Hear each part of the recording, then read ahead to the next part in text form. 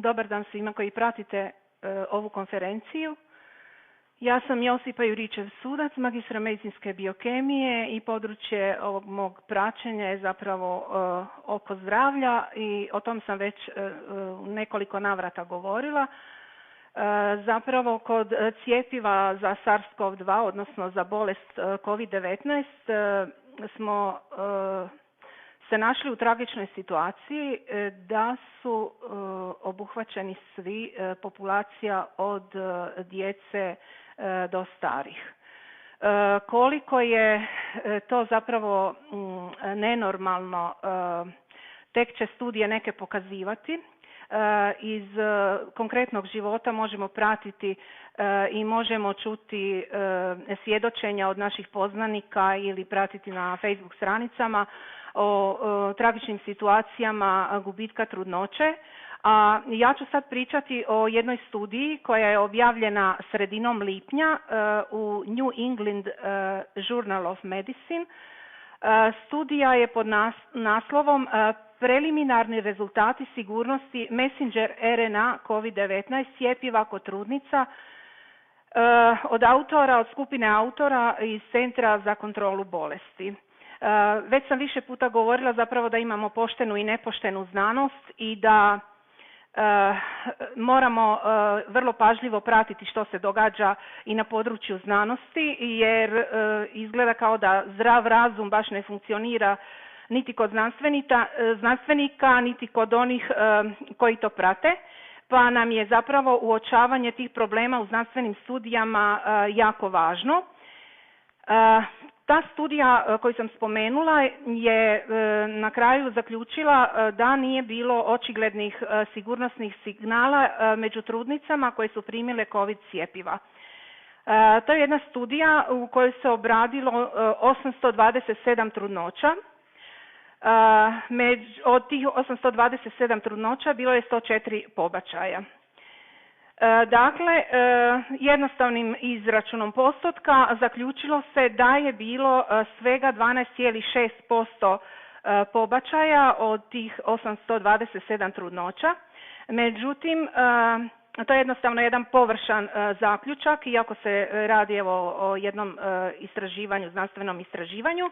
I sva sreća što postoje liječnici, znanstvenici koji uvijek prate te radove i koji sa jednim svojim stručnim promatranjem i zdravorazumskim zapravo uočavaju nedostatke kod takvih zaključaka koji su jako važni, jer nama se zapravo prezentira cijelo vrijeme, pogotovo u posljednje vrijeme, da su cjepiva sigurna za trudnice, za malu djecu, za sve.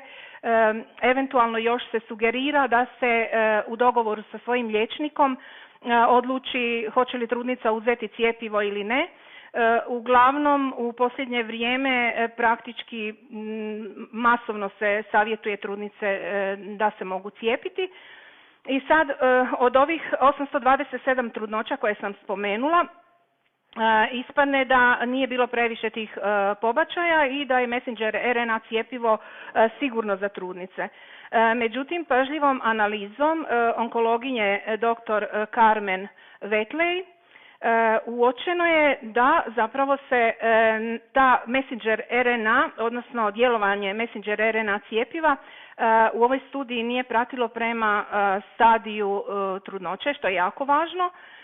Na kraju se zapravo može reći da ta analiza nije bila precizna niti objektivna. Zašto? Zato što je zapravo 700 žena od ovih 827 žena cijepljeno u zadnjem tromjesečju trudnoće. To je tromjesečje koje je na neki način manje je dijete ugroženo, ali od ovih 127 žena koje su se cijepile u prvih 20 tjedan trudnoća, zapravo je bilo 90, od tih 127 žena koji su do tih 20. tjedna, bilo je čak 96 spontanih pobačaja. I kad izračunamo postotak u ovom sad dijelu, onda se zapravo vidi da je od 127 pobačaja bilo 104 pobačaja u prvom tromjesečju, odnosno do čak, evo imamo do 13. tjedna trudnoće. Tako da dođemo na 93%, što je u odnosu na onih 12,6% zapravo neusporedivo. Osim ovog očiglednog problema da su messenger RNA cjepiva zapravo vrlo riskantna za trudnoću, mi smo imali već prije, i o tom se govorilo, pitanje sincitina, jednog proteina koji je jako važan za održavanje trudnoće. Spike proteini koji bi se trebali sintetizirati u našim stanicama pod utjecajem dobivene messenger RNA zapravo imaju i jedan homologni protein, homologan sincitinu, i zapravo naše stanice, odnosno naš organizam bi trebao stvarati antitijela na taj homologni sincitin, tako da u biti žena može biti ugrožena cijelo vrijeme trudnoće, odnosno čak ne može doći do stvaranja posteljice i do održavanja trudnoće. O tome su jasno i glasno govorili stručnjaci i znanstvenici, među njima profesor Vodarg i dr. Idon. Oni su u 12. mjesecu prošle godine jedan apel poslali EMI, regulatornoj agenciji europskoj za lijekove, i široj javnosti uz peticiju građana i stručnjaka i znanstvenika koji razumiju o čemu se radi, da se zapravo ovo cjepivo iz više razloga zaustavi, a među tim razlozima su i zapravo ugrožavanje održavanja trudnoće, odnosno stvaranje antitijela na sincitin, odnosno homologne proteine. Osim toga, ja neću govoriti druge ove dijelove, koagulopatiju, neurodegenerativne bolesti, ali još bi samo naglasila da zapravo je reproduktivni razvoj žena već ugrožen od silnog broja tih kemikalija koji su svakodnevno u našem okruženju. Tako da smo imali sad nedavno jednu studiju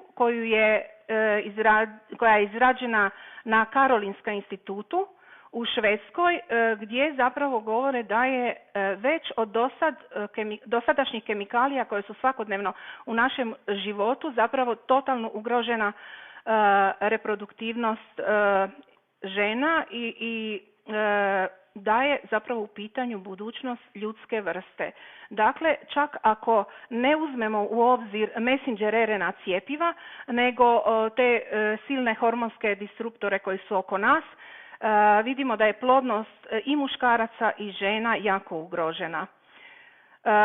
Mi postajemo zapravo žrtve kemijskog nasilja nad reproduktivnim zdravljem, a kad uzmemo u obzir još i ovaj messenger RNA cjepivo koje ugrožava i zdravlje žena, trudnoće, a na kraju krajeva u kojoj mjeri će utjecati na potomstvo, posljedice mogu biti vrlo tragične i trebalo bi se zaustaviti na vrijeme, u najmanju ruku da se sagledaju trenutne situacije.